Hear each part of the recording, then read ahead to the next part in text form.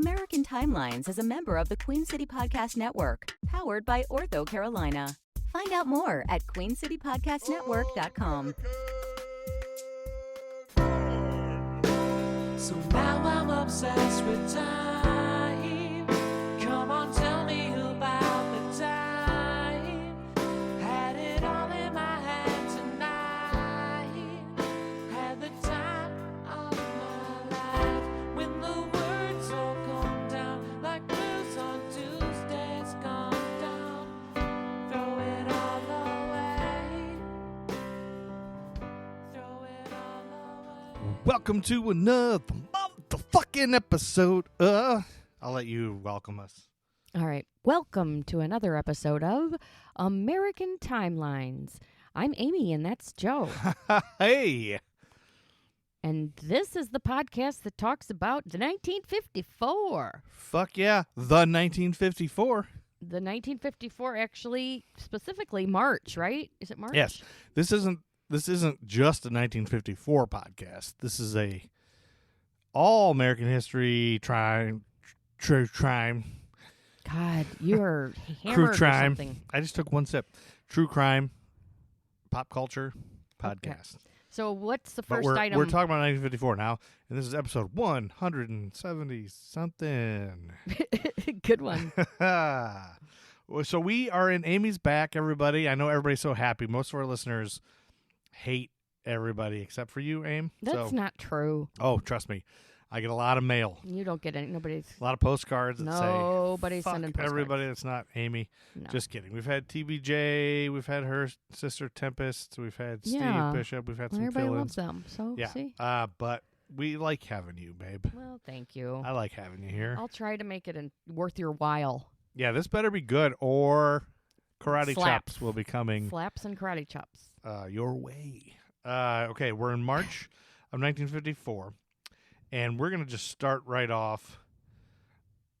I don't know if I should start with you. You want to Yeah, just start it off? sure. Because it happened on March 1st, Yep. your thing. Yes. It- So, But there's two big things that happened that day. But I'll Okay. let you start, and then I'll fill in. all right. So, there was a shooting in the House chamber of the U.S. House of Representatives on that date. On March 1st, 1954? Yes, and I'm gonna explain it. Well, and that shooting happened the same day that there was Castle Bravo, Operation Castle Bravo, one of the most serious nuclear fallout incidents in history Oh, at Bikini Atoll. are you speaking English right now? The flag of Bikini Atoll includes 3 black stars for the islands that were vaporized by the U.S. on this Oh. date. So, a lot of people think this might be responsible for Godzilla's birth, but we'll get into that Oh. after the shooting. Okay. So, I'll drink. I'm going to drink.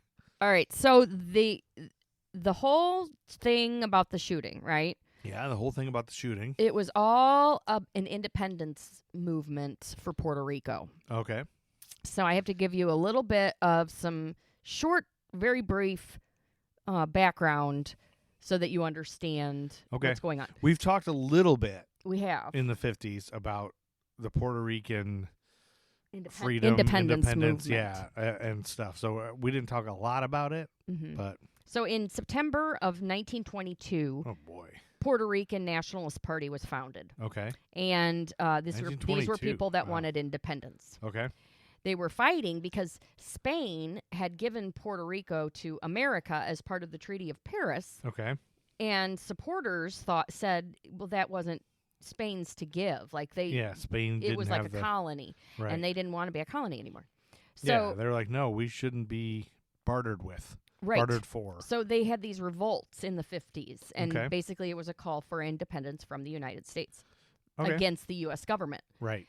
And what they wanted was the recognition of the Spanish Charter of Autonomy Okay. and Puerto Rico's international sovereignty, or, independence. Independent. So, but America, let me just see if I understand. America's stance was, hey, we didn't take over you, and like we didn't invade your country and take you. We just won you in a Right. trade. Yes, exactly. So the president, the nationalist president, Okay. was named Pedro Albizu Campos. So he's the guy that wants him to be free. and he ordered armed uprisings on October 30th, 1950 in several towns. They Okay, yeah, I but they remember were talking about that. suppressed by Puerto Rican forces, and they were assisted by U.S. forces to suppressing that. Okay. So but they had a lot of casualties from that. There were 28 dead and 49 wounded during those revolts. Okay. And but what was going on wasn't limited to in Puerto Rico. There were 2 Puerto Rican nationalists who were living in New York City at the time, and they planned to assassinate U.S. President Harry Truman, and we talked about that. Yes, we talked about that. In The November foiled- 1950. Right. Just to remind you, they attacked police and Secret Service to gain access to Blair House in Washington, D.C., where Yes. Truman was staying during major renovations of the White House. Yes, we talked about that in insert episode here. So if it was November 1950, it would have been I don't know. You can't even guess. I won't even know. So one nationalist, Griselio Torresola, was killed in the attack, as was a White House police officer, Leslie Kofelt. Okay. The other, Oscar Collazo, was tried, convicted, and sentenced to prison. That was back in 1950. So that was in 1950. Right. Yes. So Truman supported a choice. He wanted to acknowledge the importance of the question of Puerto Rico's status. All right. So he supported a choice between continued direct rule as a colony Okay. and limited autonomy. While nearly 82% of those voting approved the new constitution and free associated state or commonwealth, independence was not an option on the ballot, and most nationalists boycotted the whole election altogether. Okay. So, Because they were just like, hey, these aren't good choices. Right, Like, exactly our right. choice is freedom, bro. right. And so they, in early 1950s, Don Pedro Albizu Campos was the president of the Nationalist Party again. Okay. He had been corresponding from his prison with 34-year-old Lolita Lebrun. Oh, she sounds pretty. Some of this correspondence discussed the Nationalist Party revolts of 1950. Okay. It also discussed Puerto Rican Governor Luis Muñoz Marin, who had Wow. succeeded in having Puerto Rico declared an Estado Libre Asociado, free associated state Oh, of okay. the U.S. So he succeeded in that, you're saying? So they've called it that? They've agreed? He had, well, the governor had succeeded in having it, like, declared that, but it was still, hold But- on. so they have I'll a explain governor. it. Yes. So they're like a state. It's like right. an American Kind of like a state, but they don't have voting rights. Oh, So it's okay, more like a gotcha. colony. So it's like a colony. In stuff, right? 1954, a group of nationalists, which included Lebrun, Rafael Cancel Miranda, Irvin Flores, and Andres Figueroa Cordero, decided to focus the world's attention on Puerto Rico's status, which Okay. they considered as a colony to the U.S. Right. They planned to attack multiple locations in Washington, D.C. with force. Albizu Campos did not order this attack, but the nationalists continued to plan for it. Okay. Lebrun decided to lead the group and eventually the attack. Lebrun concluded that a single attack on the House of Representatives had a greater prospect for success than trying to attack multiple targets. Sure. Yeah. They chose the date of March 1st, 1954 to coincide with the opening of the Inter-American Conference in Caracas. Lebrun intended to call attention to Puerto Rico's independence cause, particularly among the Latin American countries at the conference. So on the morning of March 1st, Lebrun traveled to Grand Central Terminal in Manhattan, where she rendezvoused with the rest of the group. Okay.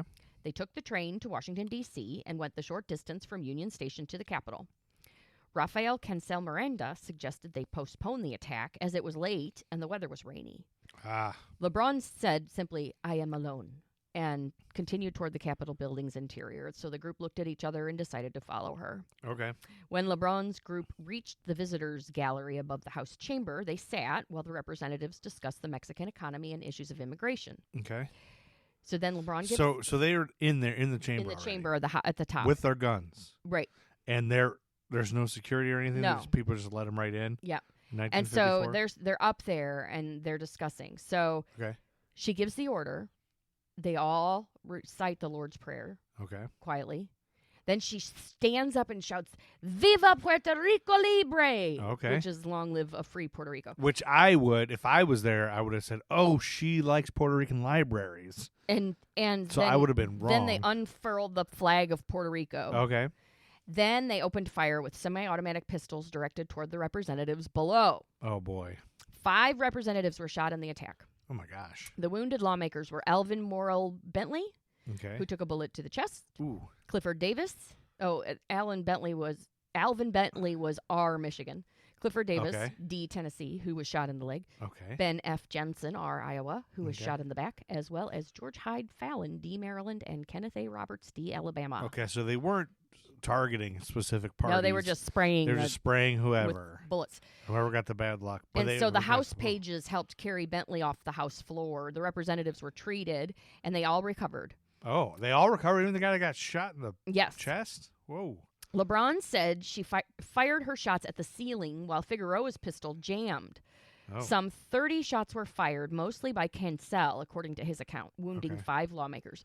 Upon being arrested, LeBron yelled, "I did not come to kill anyone. I came to die for Puerto Rico." Oh, The Nationalists were immediately arrested in Washington, D.C. okay. The next morning in Puerto Rico, the Insular Police raided the home of Pedro Albizu Campos, president of the Nationalist Party, Okay. with guns and tear gas.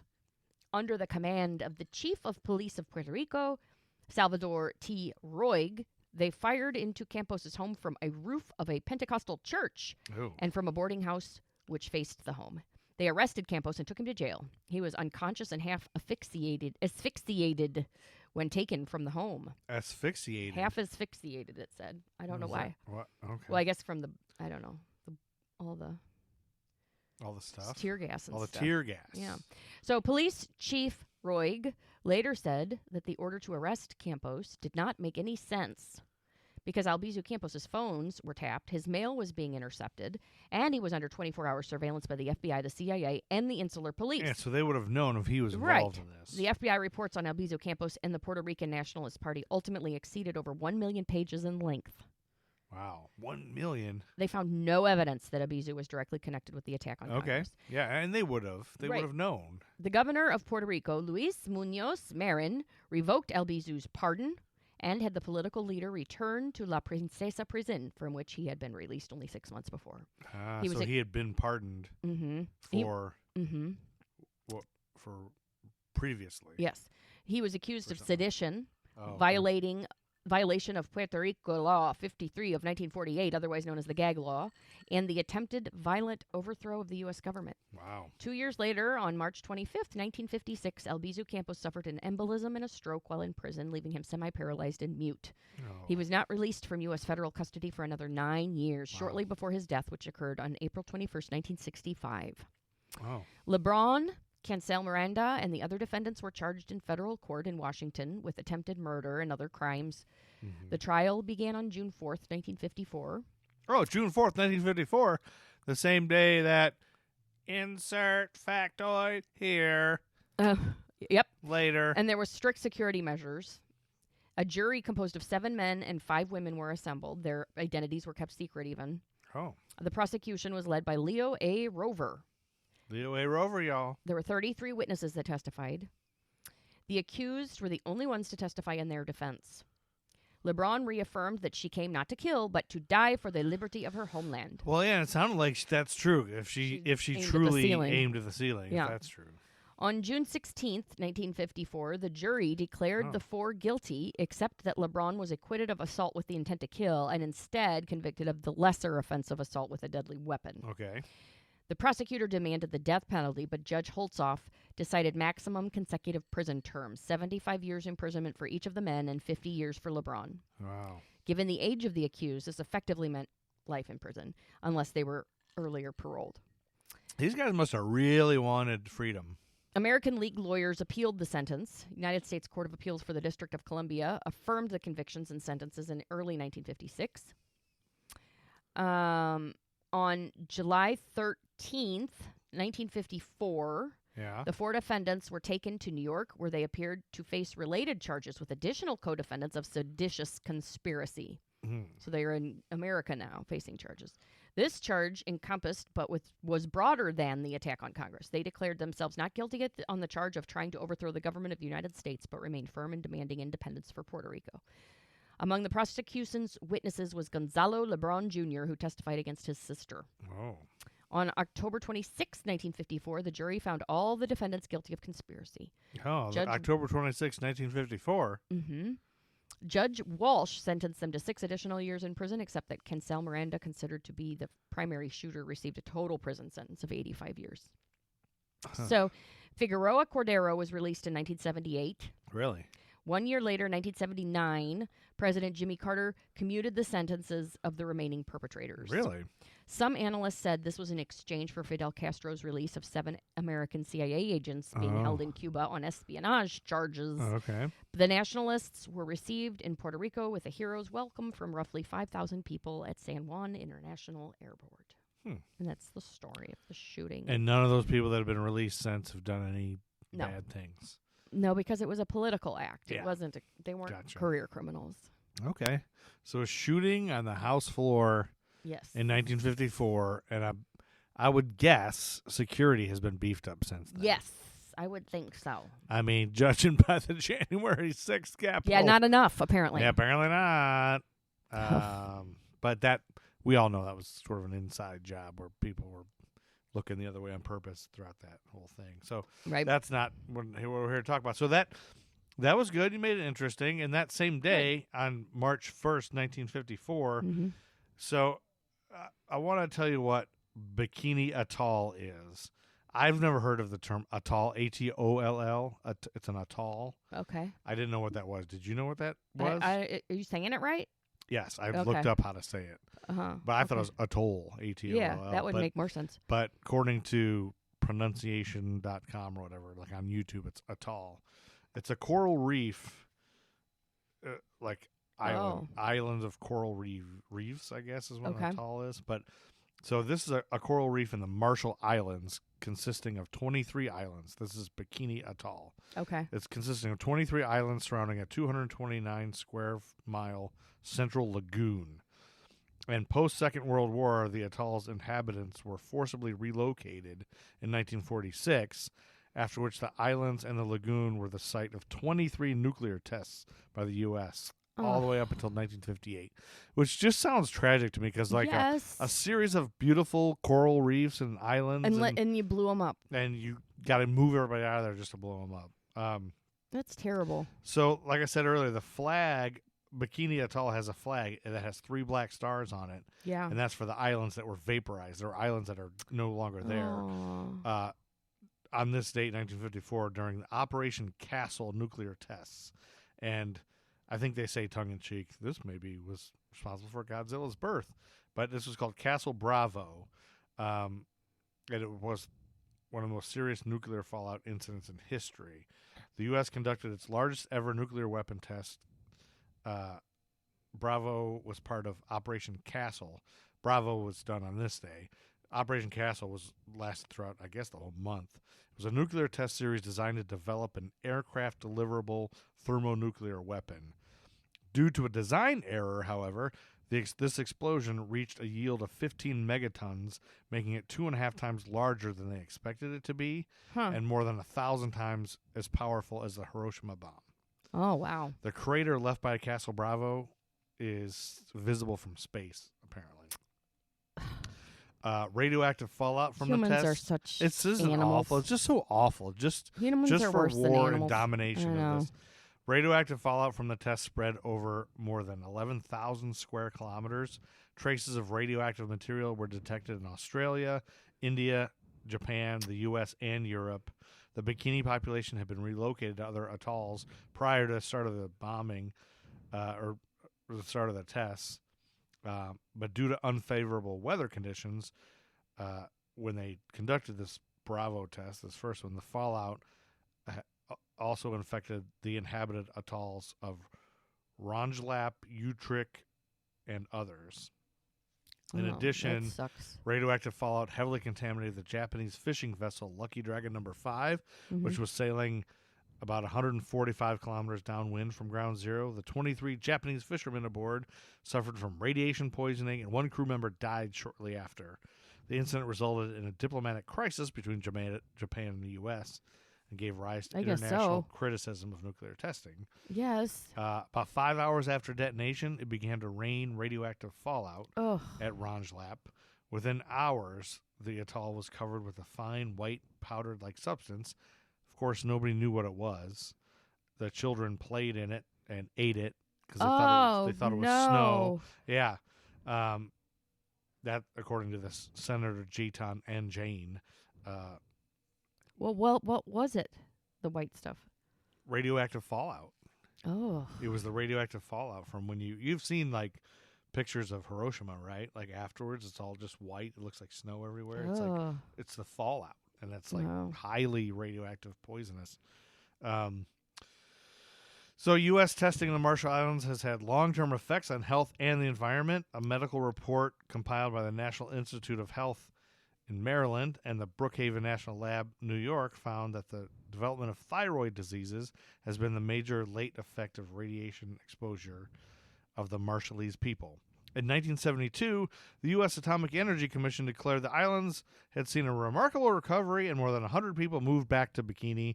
However, lab tests in 1978 indicated that unacceptably high levels of radiation remained on the atoll, and Bikini was evacuated again. Jesus, so they lived there for how many years? From 72 to 79 Ugh. or 78. In 1997, the International Atomic Energy Agency concluded that Bikini should not be permanently resettled under the present radiological conditions. That's 1997. Oh, my God.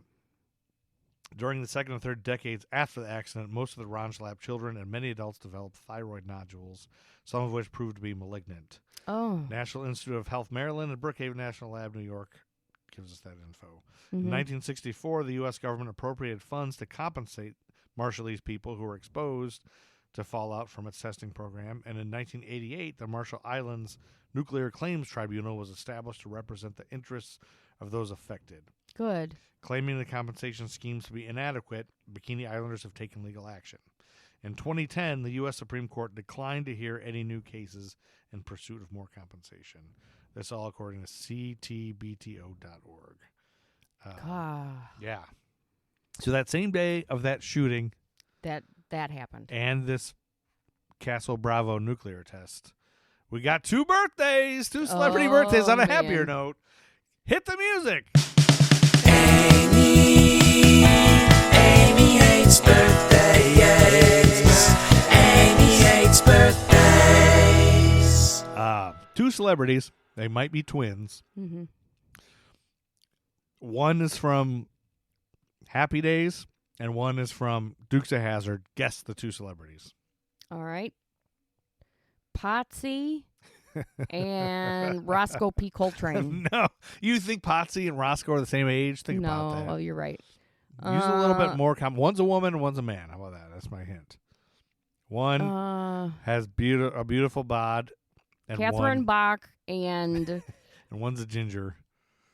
and Ron Howard? Yes, Ron Howard and Catherine Bach might be twins. Catherine Bach was an American actress born in Cleveland, Ohio, the daughter of Norma Jean Kucera, an acupuncturist, and Bernard Bachman, a rancher.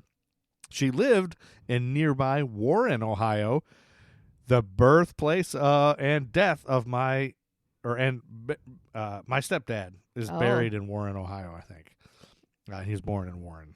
All right. So my stepdad might be... No rhyme or reason to that. Nothing to do with it. Nope. Anyway, Catherine Bach grew up in a ranch in South Dakota where she visited her grandparents a lot. In 1970, she graduated from Stevens High School in Rapid City, South Dakota, home of the Raiders. Notable alumni include Becky Hammond, assistant coach of the San Antonio Spurs, who became the second female assistant coach and the first female full-time assistant coach in NBA history. Bach briefly majored in drama at UCLA, where she supplemented her income by making clothes for friends and theater groups. Oh.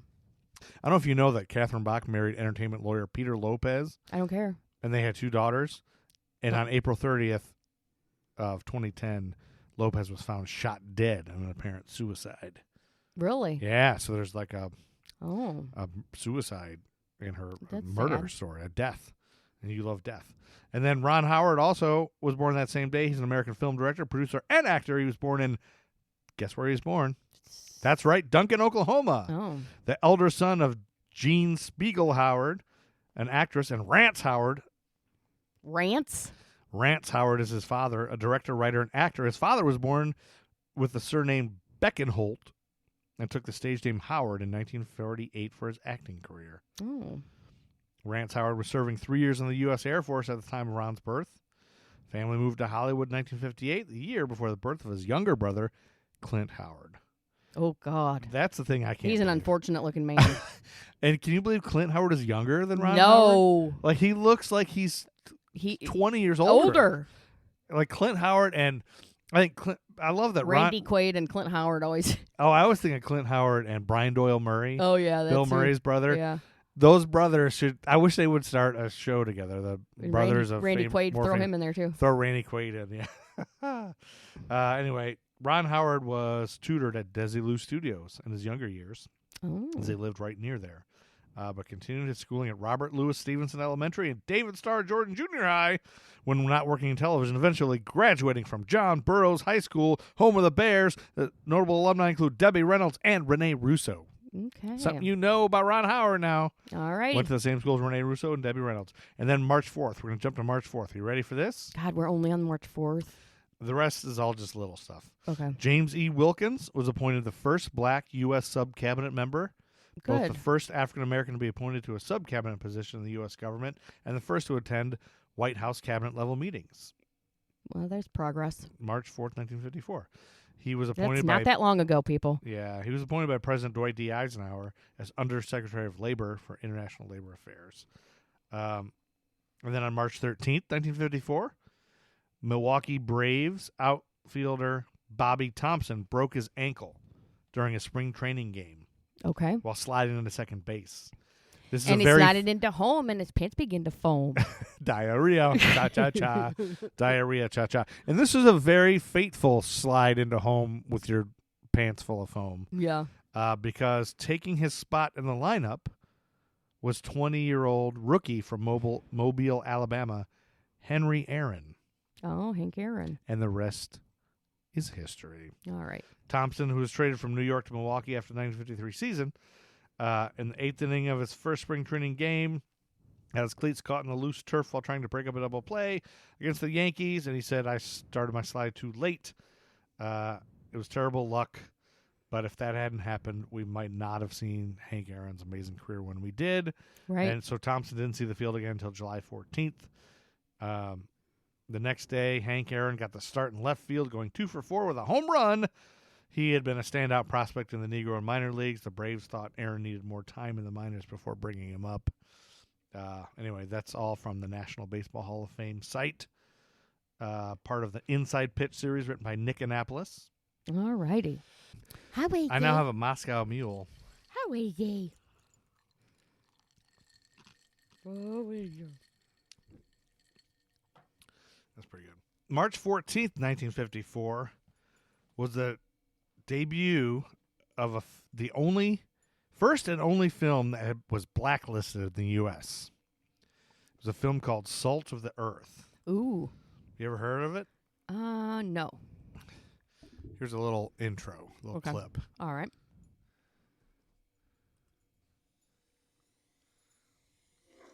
How shall I begin my story that has no beginning?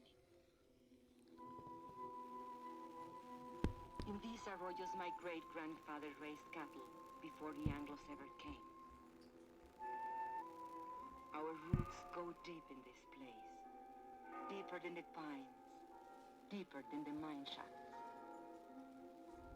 This is my village. When I was a child, it was called San Marcos. The Anglos changed the name to Zinktown. Zinktown, New Mexico, USA. Okay. This is That's enough of an intro, right? Yeah. So this Zinktown, the Anglos Mhm. called it. This was an American drama film written by Michael Wilson, directed by Herbert J. Biberman, and produced by Paul Jericho. All had been blacklisted by the Hollywood establishment due to their alleged involvement in communist Communism. politics. Yep. Yep. The drama film was one of the first pictures to advance the feminist, social, and political point of view. Its plot Yeah. centers on a long and difficult strike based on the 1951 strike against the Empire Zinc Company in Grant County, New Mexico. In the film, the company is identified as Delaware Zinc, and the setting is Zinktown, New Mexico. The film shows how the miners, the company, and the police react during the strike. in neo-realist style, the producers and director used actual miners and their families as actors in the film. Oh, wow. So, yeah, there's a little notable moment in history. Yeah. And then on March 15th, the CBS morning show premiered with Walter Cronkite and Jack Parr. Oh. From Studio 41 in Grand Central Station, New York City, the morning show with Jack Parr. Charles Collingwood at the news. Good morning, my friend. So Jack Parr was a host of The Tonight Show. That's what most people know him Yeah. of. But I guess that's when Walter Cronkite was on there. So that clip that I just played, I don't know if it's from when Walter Cronkite was on there, but Was anyway, the morning that's show. what it is, the morning show. It sounded like that. I like hearing old-timey I do too. shows like that. Yeah. It's like interesting to just, it's like a time warp. Time warp. Yeah. And then March 19th and 20th of 1954, Yeah. we've got a little billiards story. Would you like to hear a billiards story? Sure. You like billiards? Yeah. You're better at billiards than I am. No, we're about tied in awfulness. I don't know if our listeners would be surprised or not, but you're pretty good. No, I wouldn't say that. Well, better than me. I mean, you're a little bit better than me. I mean, you hold it right, at least. You hold the Yeah, cue that's right. true. All right, Philly You born. stick it in your butt, which is weird. Well, that's and how try I've to, learned. and then you try to shoot the balls with it in your butt. I don't. Yeah, that's how I learned. always keep that's telling how I you, learned in you Toledo. Put it in your hand. That's how they learned in East Toledo. You back up onto the table and. Well, it's weird. yeah, that's what I do. Philly-born player Willie Muscati sunk 526 pool balls without missing in Springfield, Ohio on March 19th/20th, 1954. Wow. He did it, before and after midnight. It took him that long. Yeah. He was an American professional pool player from Philadelphia. Between the years of 1941 and 1957, he won the World Straight Pool Championship 19 times, opposed to the Wow. World Gay Pool Championship. For most of the 20th century, his What? name was, I don't know, it's called a World Straight Pool. That probably means something. Yeah. For most of the 20th century, his name was essentially synonymous with pool in North America. Sorry. What's his name again? His name's synonymous with pool, so Willie Muscati. Willie Moscone. Muscone. He was nicknamed Mr. Pocket Billiards, which Means something different. yeah, now. that's something different. Like he's just basically playing with himself. And he was among the first Billiard Congress of America Hall of Fame inductees. Moscone pioneered and regularly employed numerous trick shots, set many records, and helped to popularize pool as a national recreation activity. On this day in Springfield, Ohio, it was an exhibition. Mhm. There's a handwritten and notarized affidavit with signatures of more than 35 eyewitnesses as proof of this feat, of this 526 consecutive balls feat. Yeah. The record has since been surpassed with 626 consecutive balls Oh my God. by John Schmidt on May 27th, 2019, and that's recorded on videotape. But critics have argued that Moscone's record was made in competition, Yeah. while Schmidt simply set up break shots for himself. Oh. And technically his video was never released, I guess, to the public. So there's that. Yeah. And then there's some differences in the size of the pool tables that they played on and everything. And we don't really need to get into that, No. but that's just a thing that happened. Cool. Moscone was a technical advisor on the 1961 film The Hustler, starring Paul Newman. Oh. Taught him a thing or two. And he was like, they hired him kind of to help Paul Newman because he hadn't really played real pool. Anyway. And then March 25th, the 26th Academy Awards ceremony was held.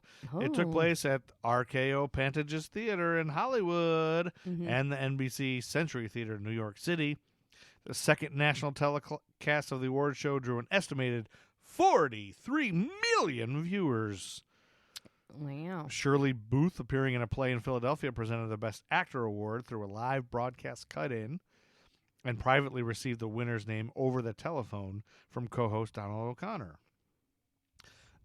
Actor Frederick March co-hosted from New York City, and Gary Cooper filmed his presentation of the Best Actress award in advance on a set in Mexico, with O'Connor announcing the winner's name. All the major winners in this year were black and white films. The big winner was Fred Zinnemann's From Here to Eternity, Mhm. with 13 nominations and 8 awards, including Best Picture, Best Supporting Actor, Best Supporting Actress, Academy Award for Best Director, Best Screenplay. Now, did you see that one? Cinematography, black and white. Yeah, that was one you and I were talking about last night because we were watching, or the other day we were watching It's a Wonderful Life. Yeah. And Donna Reed is the wife in It's a Oh, that's Wonderful right. Life, and I was like, I saw a movie where she played a hooker, and it was not believable because she's still Donna Reed. She's Right. like America's mom, and that movie was From Here to Eternity, where she Okay. plays a prostitute. So Sex worker. sex worker. Sorry, I said hooker. I know. I didn't realize that's a negative. That's Such a a slur. I'm a bad person, and I should be canceled. Cancel you, babe. I sincerely apologize for my mistake. I will do better. I will get education. I will hire sex workers Wait a minute. in order to do You don't better. need to do. You March 31st, 1954, more than a half century ago, the USSR attempted to apply for membership in the North Atlantic Treaty Organization. Didn't go over well, I bet. Yeah.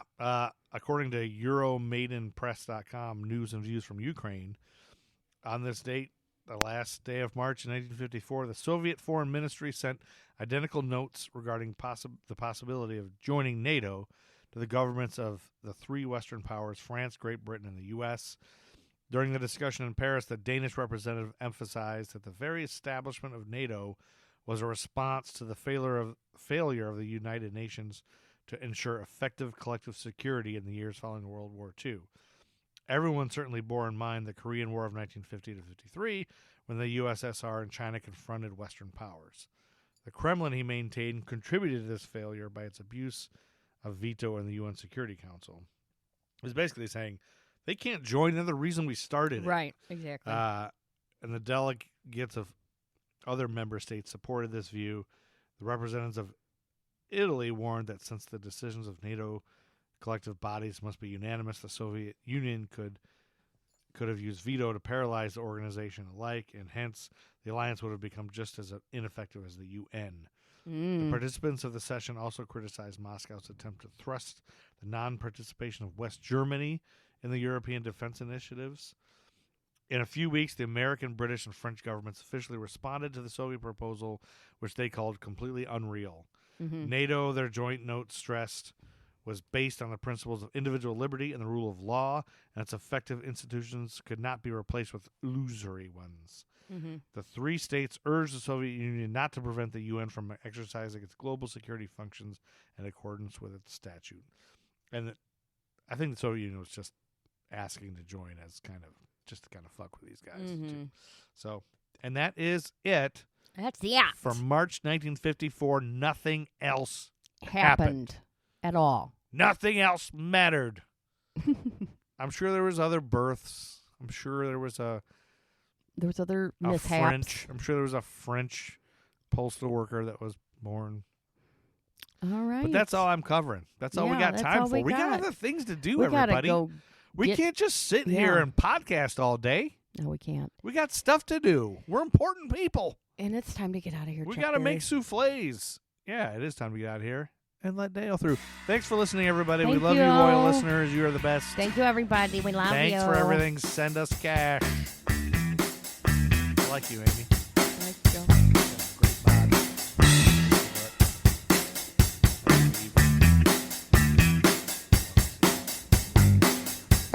Standing on a corner like a 90 Range Rover, rusting about to bust out your means.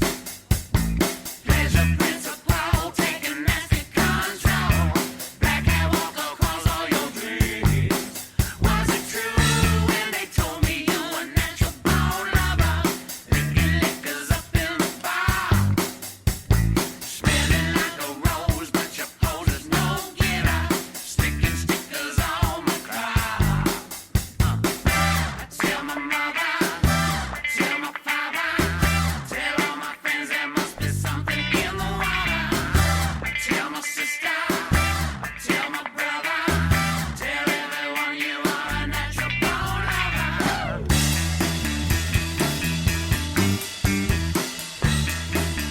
Matt Truman Ego Trip is the greatest band of all time.